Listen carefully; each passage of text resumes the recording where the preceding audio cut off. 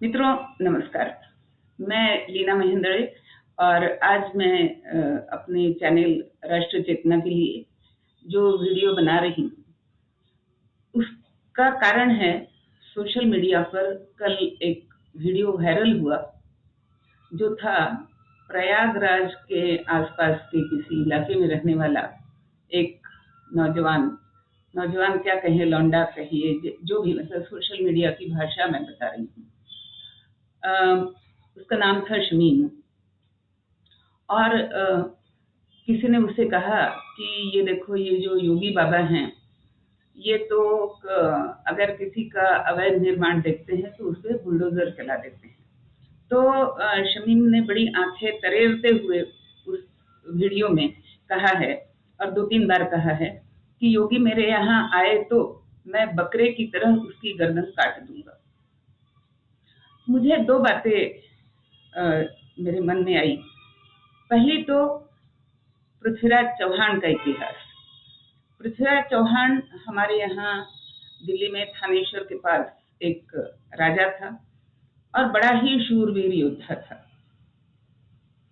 उस पर एक बार मोहम्मद गोरी ने आक्रमण किया और बुरी तरह से पराजित हुआ। जब गोरी को बंदी बना करके पृथ्वीराज चौहान के सामने लाया गया तो उसने पृथ्वीराज से क्षमा मांग ली और कहा कि तुम मुझे क्षमा कर दो, छोड़ दो और मैं अपने मुल्क को वापस जाता हूँ।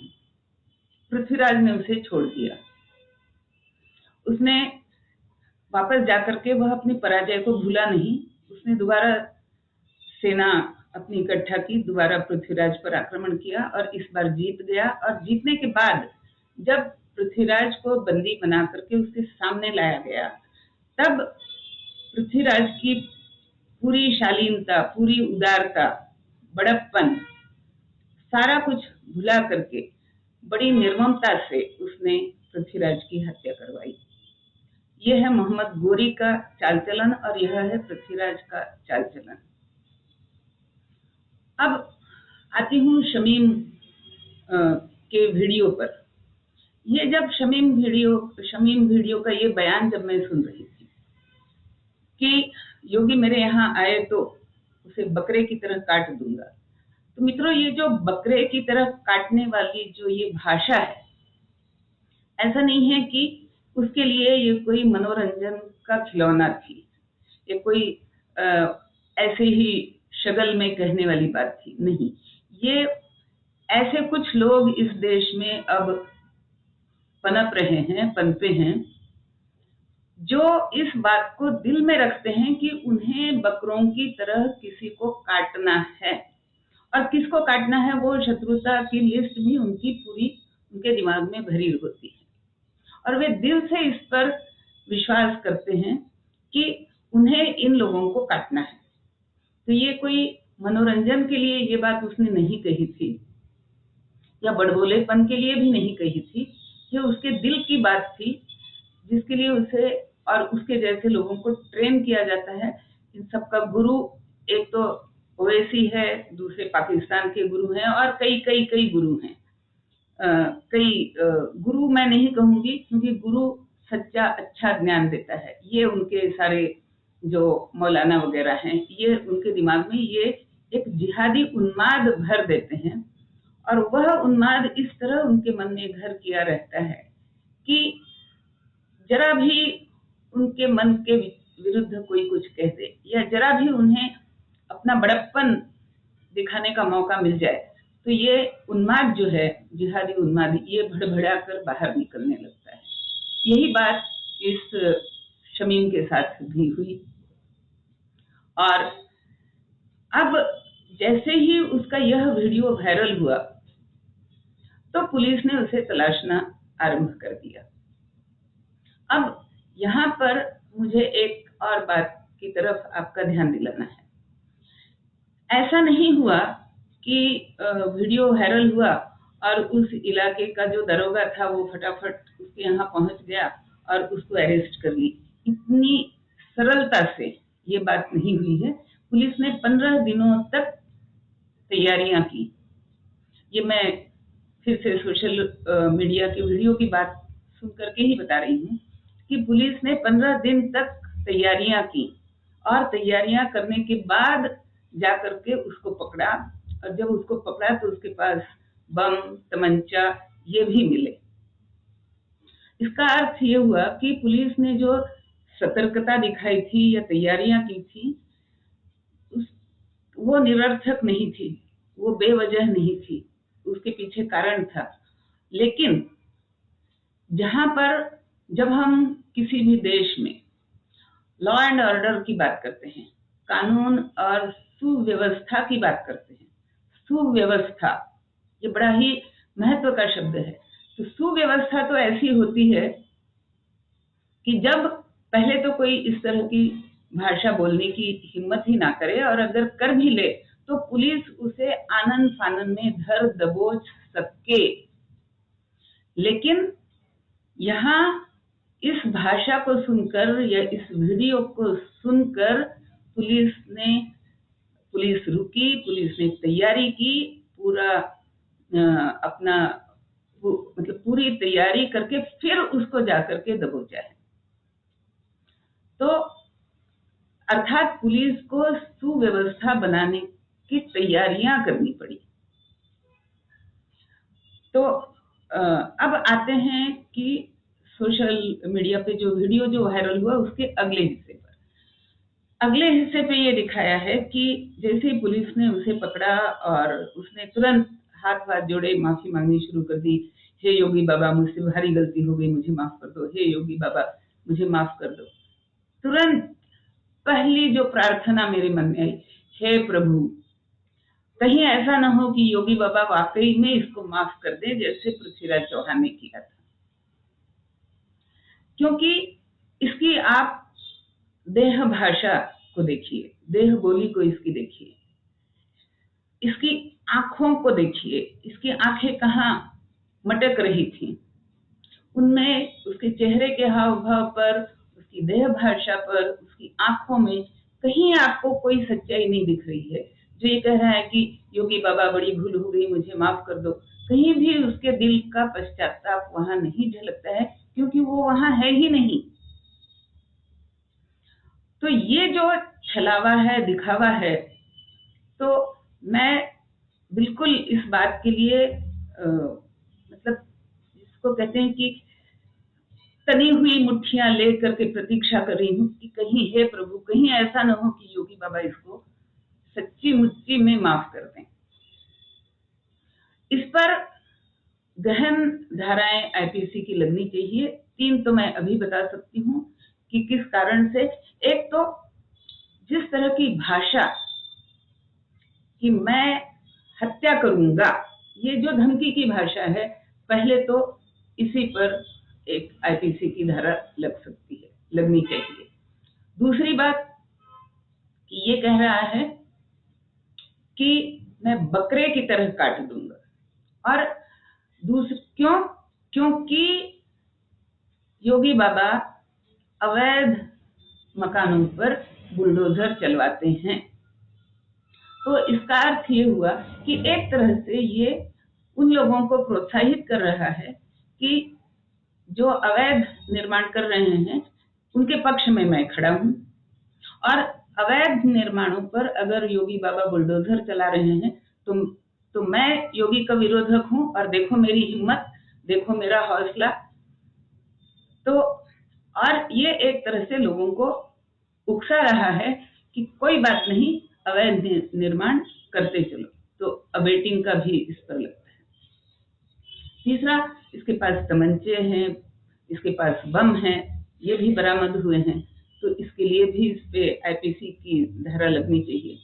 और अगर ये जिस दुकान में बैठ करके ये बात कर रहा था, अगर वह दुकान भी अवैध बनी है, तो ये बहुत ही आवश्यक है कि यूपी की प्रशासन, यूपी की पुलिस उस अवैध निर्माण पर भी बुलडोजर चलाए। तो ये बातें आज बहुत आवश्यक हैं कि हम पृथ्वीराज की तरह आज व्यवहार ना करें, बल्कि पृथ्वीराज का इतिहास समझकर, स्मरण रखकर हम अपने व्यवहार को अलग तरीके से करें। क्या होता है कि हिंदू धर्म में दो बातें कही गई हैं और मैं उन पे बड़ा गहन आस्था रखती हूँ। एक, कि कपट मत करो, छल कपट ना करो। दूसरा, कोई अगर क्षमा मांग रहा है तो क्षमाशीलता दिखाओ। तो क्षमाशीलता और निष्कपटता, ये हिंदू धर्म में ऐसे गुण कहे गए हैं, हर व्यक्ति को कहा गया है कि इन गुणों को सहेजो, और ये बहुत अच्छी बात है। लेकिन कई बार क्या होता है कि इन गुणों को निभाते निभाते हम दूसरे के छल कपट को पहचानना भूलने लगते हैं। मैं चाहती हूँ कि योगी बाबा इस बात को ध्यान रखे कि यह व्यक्ति धूर्त है, इसमें धूर्तता, कपट भरा हुआ है।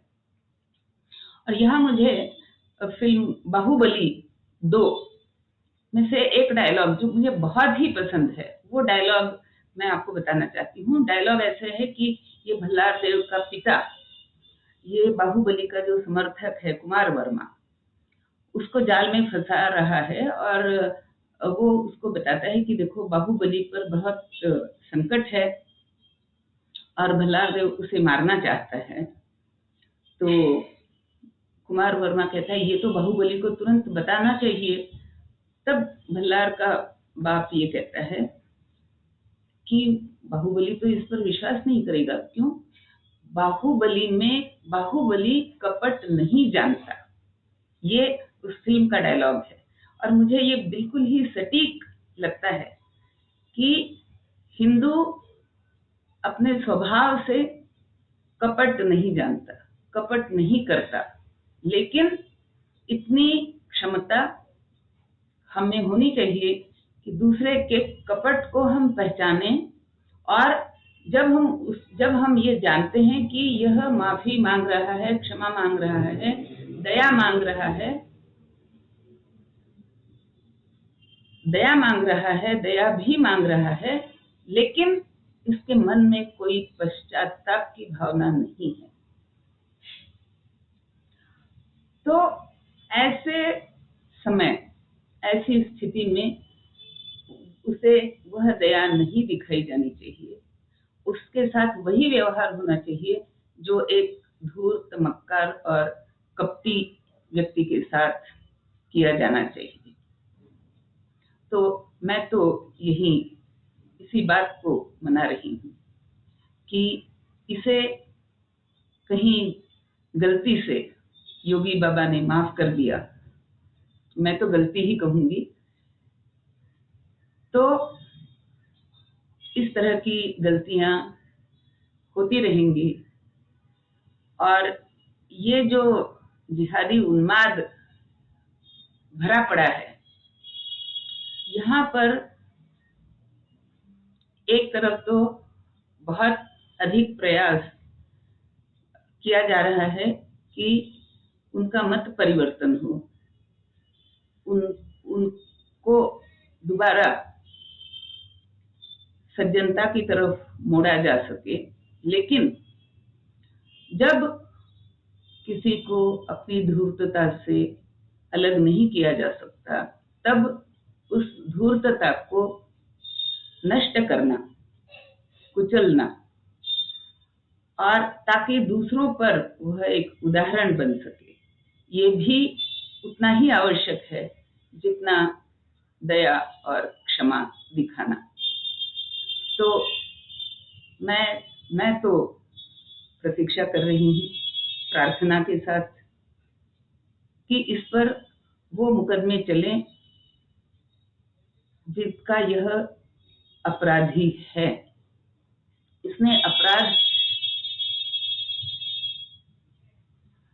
इसने अपराध अवश्य किया है और इसे अपराध की सजा भी समुचित रूप से मिलनी चाहिए। तब दूसरे लोग, इसने अपराध किया है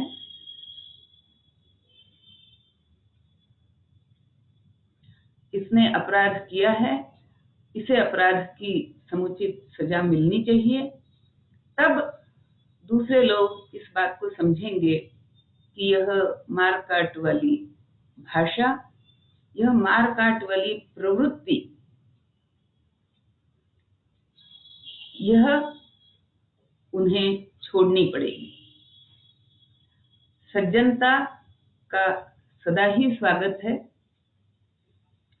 परंतु दुर्जनों के प्रति समुचित दंड भी उतना ही आवश्यक है। मित्रों, आप अपनी कमेंट्स अवश्य लिखें, वीडियो को लाइक करें, शेयर करें, पर अपनी बात कमेंट के जरिए अवश्य मुझ तक पहुंचाइए। जय हिंद, वंदे मातरम।